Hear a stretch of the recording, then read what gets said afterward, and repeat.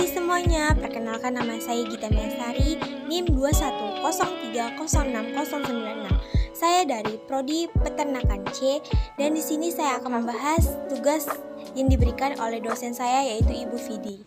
Tugas pertama yang berjudul Interpretasi Sistem Komunikasi Pemerintah dalam Pengelolaan Breeding Center Kambing di Kaligasing di Purworejo. Sumber jurnal yaitu Jurnal Pengembangan Ilmu Komunikasi dan Sosial Volume 1 Nomor 2 Tahun 2017 yang ditulis oleh Hardika. Abstraknya yang pertama ada tujuan dari penelitian ini adalah untuk menganalisis bagaimana interpretasi sistem komunikasi pemerintah dalam memanajemen sistem komunikasi untuk peternakan kambing Kaligersi di Kabupaten Purworejo. Nah, adapun metode yang digunakan dalam penelitian ini adalah menggunakan metode studi kasus eksploratif. Populasi pemerintah ini adalah di Kabupaten Purworejo sebagai pusat budidaya kambing Kaligersi. Sampel penelitian di Kabupaten Kaligersi, Gebang, Benar, dan Bruno. Teknik pengumpulan data penelitian ini adalah wawancara dan observasi. Nah, hasil dari penelitian ini menunjukkan bahwa interpretasi antara sistem komunikasi dan sistem politik di VCB belum mendukung pembuatan informasi yang lebih efektif. Tugas kedua yang berjudul Pakan Sapi dari Limbah Sawit Bikin Peternak Makin Cuan. Sumber berita dari Detik News yang dirilis oleh Nurkolis Ma'arif pada Rabu 8 September 2021 pukul 12:37 WIB. Foto yang diambil oleh Rengga Sincaya. Kesimpulan dari berita ini, salah satu kegunaan limbah sawit terutama di bagian pelepahnya ialah sebagai pakan ternak sapi. Pemanfaatan pelepas sapi ini bahkan menekan biaya produksi pakan untuk peternakan sapi. Selengkapnya, selain itu, sapi yang diberi pakan hasil fermentasi dari pelepas sawit dapat gemuk lebih cepat dan memiliki daging lebih halus serta tanpa lemas saat dimakan. Hal ini dirasakan oleh kelompok sapi SSC Farm Sepupu Jaya Desa Harapan Jaya di Kecamatan Muara Enim, Kabupaten Muara Enim, Sumatera Selatan. Selain dapat menekan biaya pakan, menurut SSC ada juga timbal balik antara peternak sapi dengan petani sawit.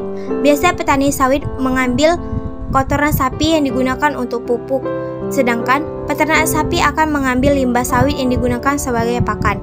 Nah, adapun dampak positif dari berita ini, yang pertama, peternak akan mendapatkan keuntungan lebih besar. Yang kedua, berkurangnya limbah pelepas sawit di Desa Harapan Jaya di Kecamatan Muara Enim, Kabupaten Muara Enim, Sumatera Selatan, sehingga warga akan hidup lebih nyaman. Yang ketiga, berkurangnya limbah kotoran sapi yang menyebabkan pencemaran lingkungan karena diambil oleh petani untuk dijadikan sebagai pupuk. Strategi yang digunakan yaitu adalah strategi proaktif. Perusahaan memandang bahwa tanggung jawab sosial adalah bagian dari tanggung jawab untuk memuaskan stakeholder. Jika stakeholder terpuasi, maka citra positif terhadap perusahaan akan terbangun. Tugas ketiga mengenai strategi dan pemeliharaan ternak dalam rangka peningkatan dan produktivitas ternak domba wijen Semarang. Sumber jurnalnya yaitu Jurnal Undip dan penelitinya Sudiono Marzuki. Fungsi 5P, yang pertama ada perencanaan, di mana pemerintah mengeluarkan kebijakan konservasi dan strategi pemeliharaan yang telah dikeluarkan oleh Direktur Jenderal Peternakan. Yang pertama, adanya kebijakan perwilayahan ternak. Yang kedua, telah diaturnya teknik pelestarian ternak rakyat melalui metode pola PIR.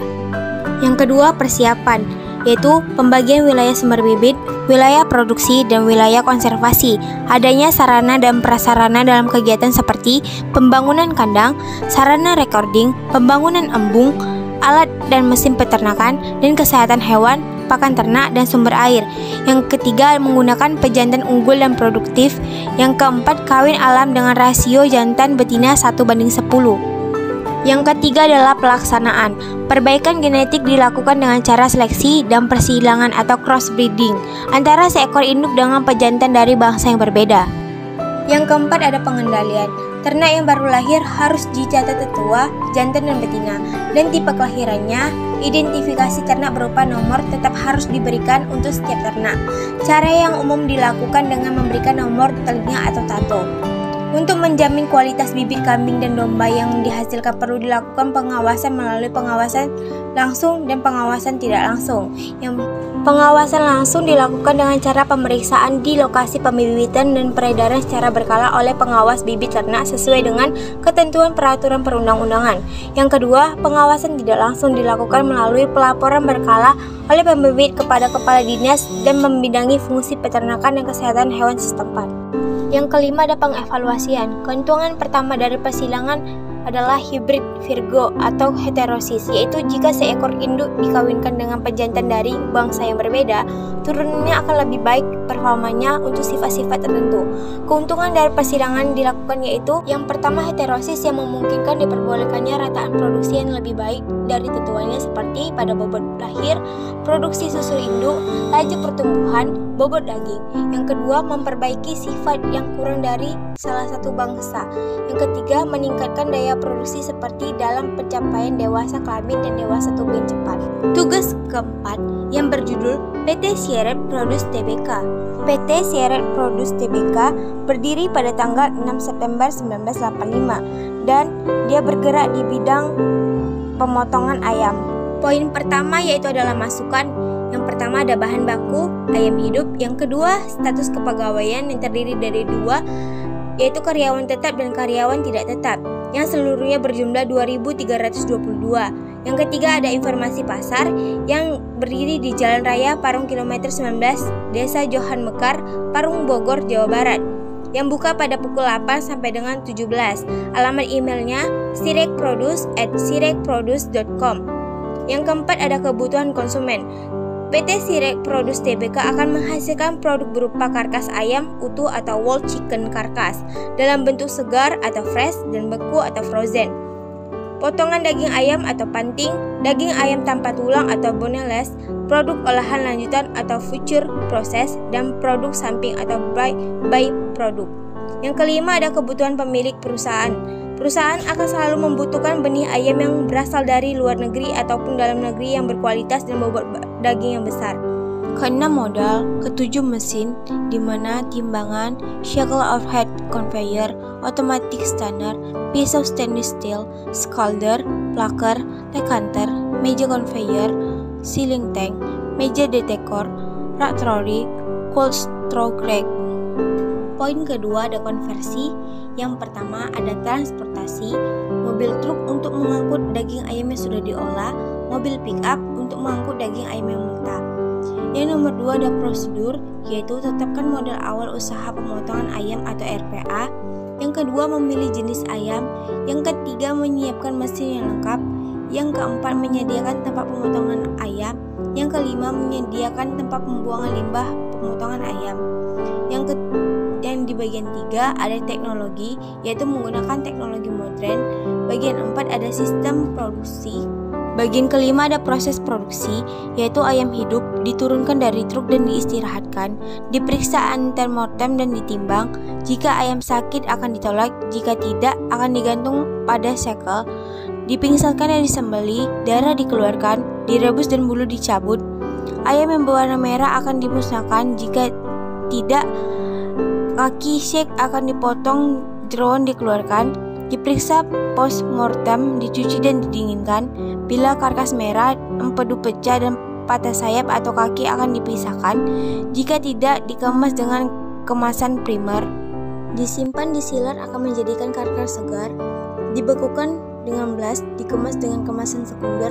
Disimpan pada cold storage, menjadikan karkas beku. Bagian ke-6 ada pengelolaan mesin, yang ke-7 ada mentoring pegawai, dan di bagian C ada keluaran, yaitu keluaran langsung. PT Sierra Produce Tbk akan mengeluarkan produk berupa karkas ayam utuh atau whole chicken karkas dalam bentuk fresh dan beku atau frozen, potongan daging ayam atau pating, daging ayam tanpa tulang atau boneless, produk olahan lanjutan atau future process, dan produk samping atau by product. Nah, terus ada jasa, yaitu pemotongan ayam. Yang keluaran tidak langsung ada upah atau gaji yang tidak tertera.